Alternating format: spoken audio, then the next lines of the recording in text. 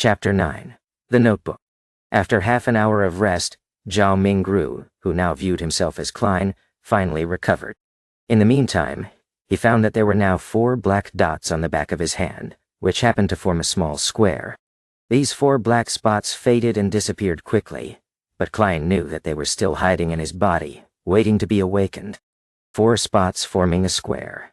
Is it in correspondence with the 4 pieces of staple food at the 4 corners of the room? Does this mean that in the future, I don't need to prepare the food and can do the ritual and chants immediately? Klein made a guess. This might seem good, but the emergence of the spots was ominous, and things that one lacked understanding of were always scary. The fact that those inexplicable Chinese divinations from Earth could produce effects here, the strange transmigration in his sleep, the mysterious murmurings that almost drove him crazy during the ritual, and the mysterious and trippy gray world whose significance he had no idea of, made Klein shiver in the hot weather of June. The oldest and strongest emotion of mankind is fear, and the oldest and strongest fear is the fear of the unknown. He recalled this saying as he was experiencing the fear of the unknown acutely. There was in him an unprecedented and irresistible urge to make contact with the mysterious domain, to learn more, and to explore the unknown. There was also a contradicting escape mentality within him, compelling him to pretend nothing had happened. Intense sunlight shone through the window onto the desk, making it appear as if grains of gold were sprinkled on it. Klein gazed at the desk, feeling as though he had come into contact with warmth and hope. He relaxed slightly, and a strong sense of fatigue washed over him. His eyelids were as heavy as lead as they kept closing themselves. It must have been the combined effect of the sleepless night and the tiring encounter.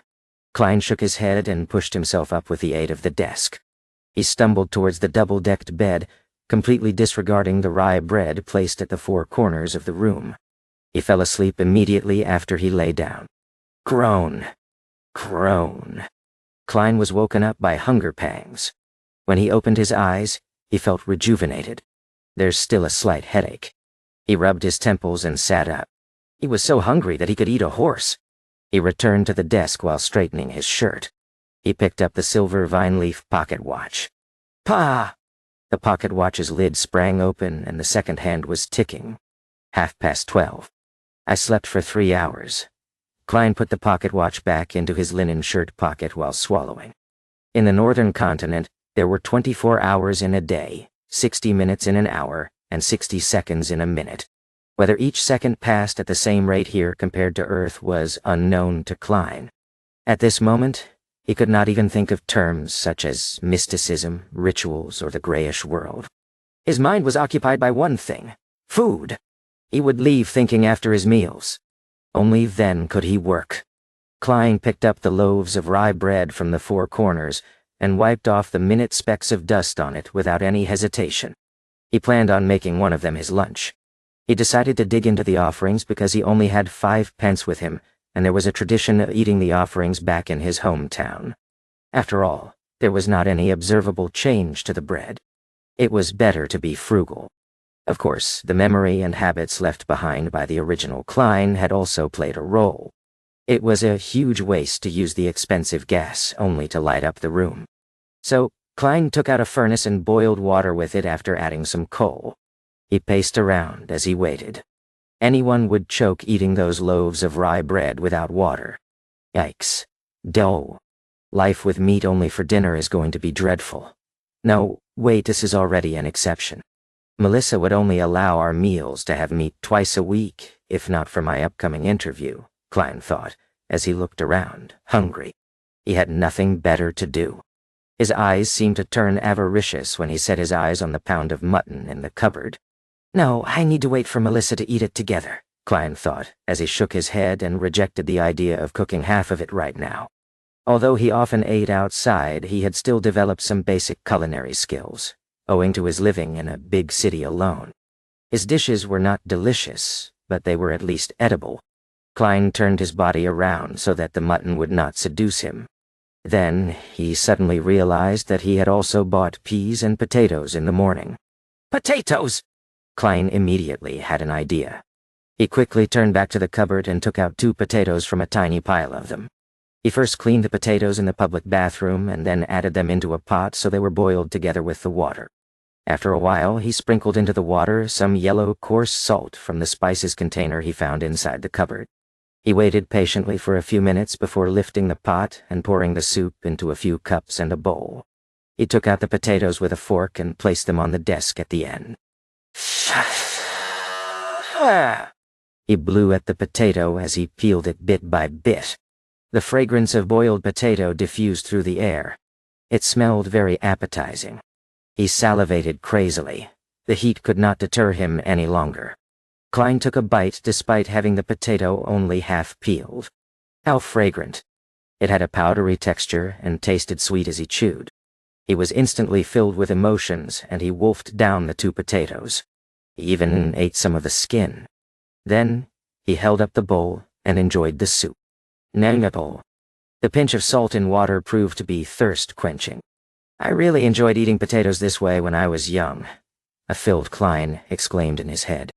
Meanwhile, he tore off a small piece of bread and dipped it into the soup to soften it before eating. Perhaps the ritual was too tiring.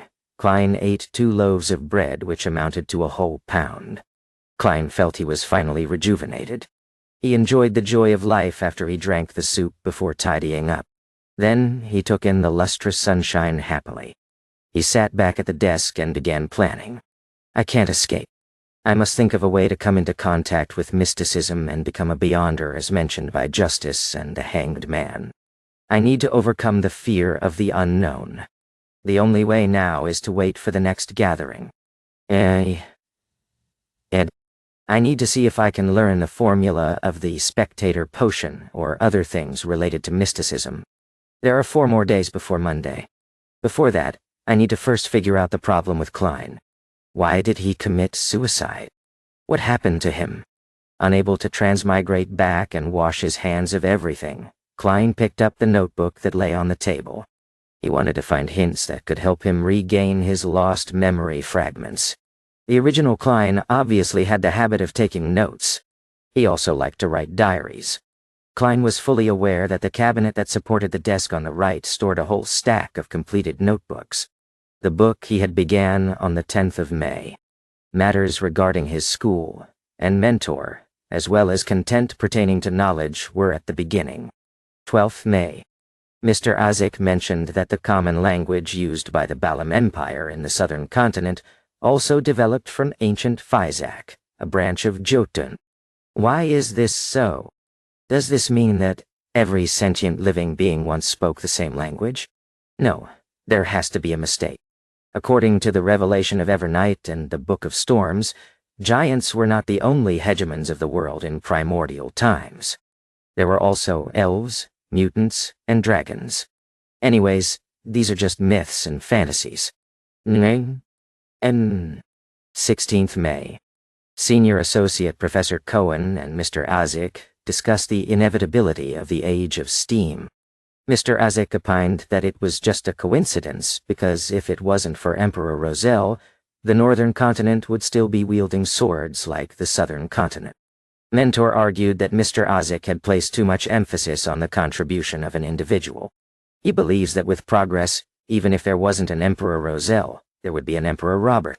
Therefore, the Age of Steam might come late, but eventually come nevertheless. I found little meaning in their discussion. I prefer discovering new things and unraveling the hidden past. Perhaps I am more suited to study archaeology than history. In 29th May. Welch found me and told me that he had acquired a notebook from the 4th epoch. Oh my goddess. A notebook from the 4th epoch. He didn't want to ask the archaeology department's students for help, so he came to Naya and me to help him decode the contents. How can I refuse? Of course, I can only do it after my graduation defense. I can't afford diverting my attention at this stage. Enderail. This caught Klein's attention. Compared to the notes about history and viewpoint disagreements, the appearance of a notebook from the 4th epoch might have led to Klein's suicide. The 4th epoch was the epoch before the present Iron Age. Its history was mysterious and incomplete, due to the fact that very few tombs, ancient cities, and records had been found. Archaeologists and historians could only refer to the ambiguous records provided by the 7 major churches that centered around their religious teachings to roughly form the original picture. They knew the existence of the Solomon Empire, the Tudor dynasty, and the Trunsuist Empire. Having set his sights on solving the mystery and restoring history, Klein didn't have much interest in the first 3 eras, whose roots were closer to legends. He was more interested in the 4th epoch, also known as the Age of the Gods. So Klein was concerned for his future career, and thus focused on the interview. But it was all futile. Klein could not resist exclaiming. Universities were still very scarce, and the majority of students were either from noble or wealthy families. As long as he did not have an extreme mindset, a commoner who had been admitted into university would have been able to build precious social connections through group discussions and networking events despite the prejudice and exclusion from the entrenched social circles. The very generous Welch McGovern was an example. He was the son of a banker from Constant City, Midseashire, Lone Kingdom. He was used to asking Naya and Klein for help because they were always in the same group for work. Without thinking further, Klein continued reading the notebook. 18th June. I have graduated. Farewell, Koi University. 19th June. I have seen the notebook. By comparing sentence structures and root words, I discovered that it is a modified form of ancient Physac. More precisely, over the course of its 1,000-year history, the Physac language had changed constantly, a little at a time. 20th June. We have deciphered the contents of the first page. The author was a member of a family called Antigonus. 21st June. He mentioned the Black Emperor. This is anachronistic with regards to the time this notebook is to be written. Is Professor wrong? Is Black Emperor a common title for every emperor of the Solomon Empire? 22nd June. The Antigonus family apparently had a very high standing in the Solomon Empire. The author mentions that he was making a secret transaction with a person named Tudor. Tudor? Is it related to the Tudor dynasty? 23rd June. I am trying to restrain myself from thinking about the notebook and going to Welch's place. I need to prepare for the interview. It's very important.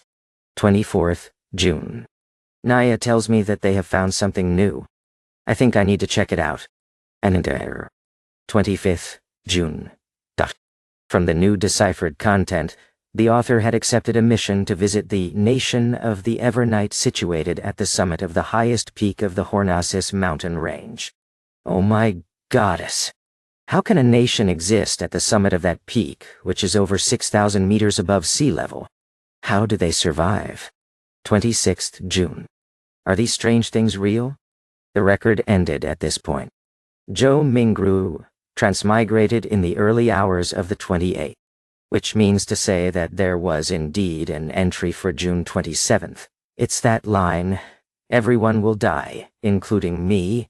Klein flipped to the page he first saw when he arrived, feeling goosebumps while he made the deduction. In order to solve the mystery of the original Klein's suicide, he thought that he should visit Welch and take a look at the ancient notebook. However, with a lot of experience from novels, movies, and TV drama series, he suspected that if they were really related, this visit would be very dangerous. Those who went investigating castles despite knowing that they were haunted served as a warning. However, he had to go since escaping would never solve the problem. It would only make things worse, until it welled over and completely drowned him. Perhaps call the police? But claiming to have committed suicide would be silly, right? Knock. Knock. Knock. There was a series of quick and forceful knocks. Klein sat straight up and listened. Knock. Knock. Knock. The knocks echoed through the empty hallway.